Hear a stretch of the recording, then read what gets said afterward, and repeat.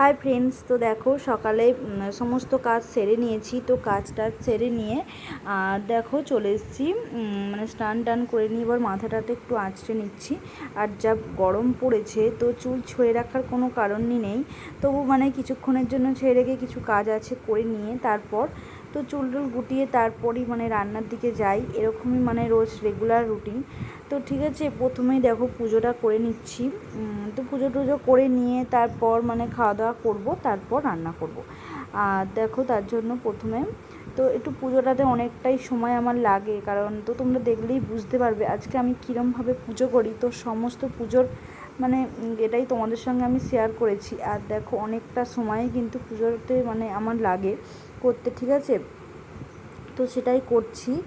আর কি বলো তো, আজকে একটা বিশেষ দিন, তো আমি বলবো তো আজকে কালী পুজো এখানে।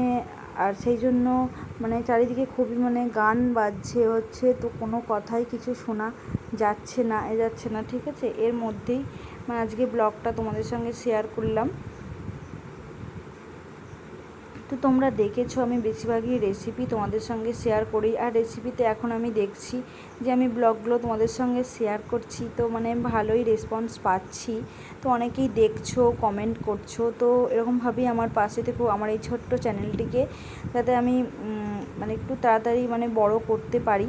তো অনেক আমার মানে মানে নতুন বন্ধু মানে হয় আর কি এই চ্যানেলটায়। তো সেরকমভাবেই মানে আমি দেখছি, খুবই ভালো লাগছে। তো তো সবাইকে থ্যাংক ইউ। তো যারা আমার ব্লগ দেখো, যারা আমার পাশে আছো, তো সবাইকে থ্যাংক ইউ জানাই তো আমার পরিবারের সদস্য হওয়ার জন্য।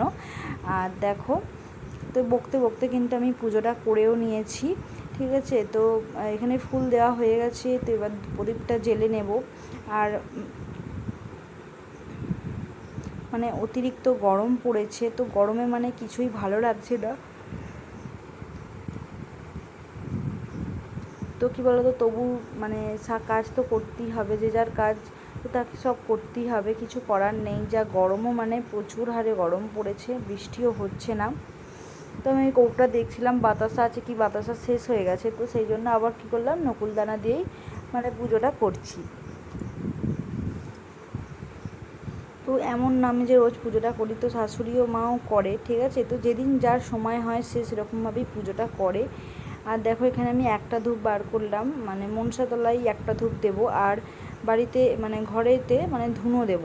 তো ধুনোটা মানে প্রায়ই দিই, আমি পুজো করলে প্রায়ই ধুনোটা দিই। আর এখন যেহেতু মশা, আমার মনে হয় সকাল সন্ধে ধুনোটা দেওয়া দরকার, কিন্তু সময়ের জন্য হয়ে ওঠে না। আর আমার এই ধুনোর গন্ধটা কী বলতো মানে দারুণ ভালো লাগে। আর আমি এখন কী করি, পুজো দিলেই মানে এই ধুনোটা দিই। সত্যি মানে এত সুন্দর গন্ধটা, মানে কি বলবো। তো কার কার ভালো লাগে তারা আমাকে কমেন্টে জানিও। আর দেখো প্যাকাটি দিয়ে দিচ্ছি, তো বাড়িতে এরকম কিছু নেই, আর ঘুঁটে এসব কিছু নেই, ঠিক আছে। আর ওসব দিয়ে মানে ঘুঁটে এসব তো রান্না হয় না, তো গ্যাসে বেশি হয়, আর কাঠে তো ভাত হয়।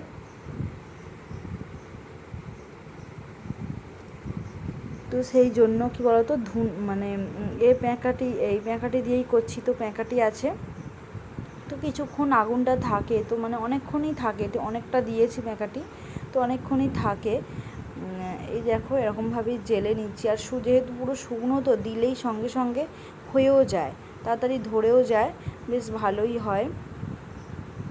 এ আর কি, মানে প্যাঁকাটি দিয়ে দিলে মানে এটা শেষ হয়ে দিলে আর বেশিক্ষণ থাকে না, কিন্তু আমার মানে যেটুকু দরকার তো সেটুকু সময় থাকে। তো দেখো মানে জ্বলে গেছে, আর এটা নেভানো যাচ্ছিল না, সেই জন্য আবার আমি কি করলাম, তো একটা বই নিয়েছি, মানে একটা পাঁচালি পড়ে, সেই বইটা নিয়ে আমি ভালো করে হাওয়া দিয়ে দিচ্ছি, তো নিভে যায়। দেখো নিভেও গেছে, আর ধুনোটা দিয়ে দিচ্ছি। এই ধুনোটা কিন্তু দেখবে সকালবেলা মানে একটা মানে অন্যরকম পরিবেশ লাগে, মানে ধুনোটা দিলে না আমার মনে হয় বেশ কি সুন্দর, বেশ সব চারিদিক শান্ত, আর এরকম ধুনোর গন্ধ আসছে, তো আমার তো বেশ ভালোই লাগে। আর দেখো এদিকে চারিদিকে ধুনো দেখিয়ে দিচ্ছি।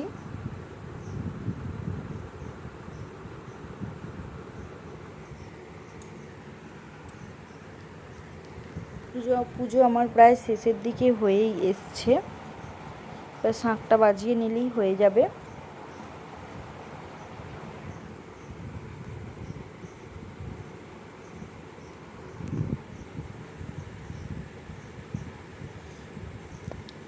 তো দেখো বকতে বকতে পুজো আমার কমপ্লিট।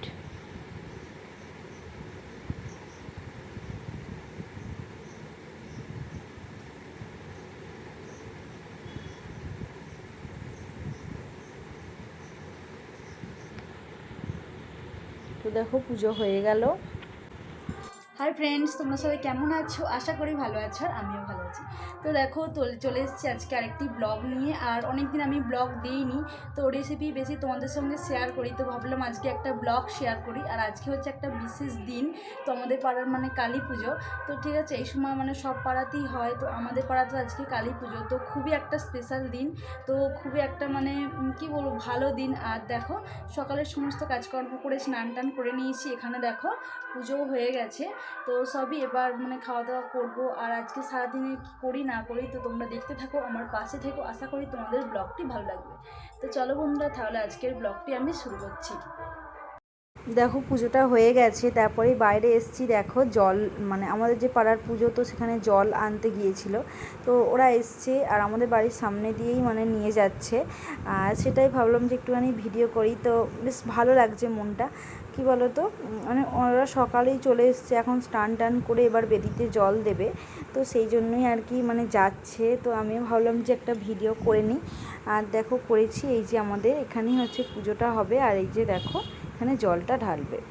আর এখানে দেখো সব ভাজা হবে, আলু পটল, হ্যাঁ ঘরে আমি ডাল বসিয়েছি। আর এখানে দেখো আমি কথা বলছি আর কি মানে করেছি। আর দেখো কিছুই মানে শুনতে পাচ্ছি না, সরি মানে শোনা যাচ্ছে না, সেই জন্যই ভাবলাম যে তোমাদেরকে আমি মানে কথাটা করে নিয়ে এমনি রেকর্ডেই বলে নিই।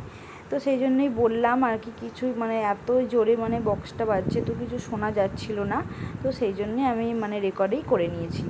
আর দেখো এখানে এবার আলুগুলো ভাজতে বসিয়ে দিয়েছি। তো মুড়ি টুড়ি খাওয়া হয়ে গেছে, জল দেখাও হয়ে গেছে, তো সবই হয়ে গেছে। এবার রান্নাঘরে এসেছি, তো রান্নাঘরের কথা মনে পড়েছে যে রান্না করতে হবে, তো চলে এসেছি রান্না করতে।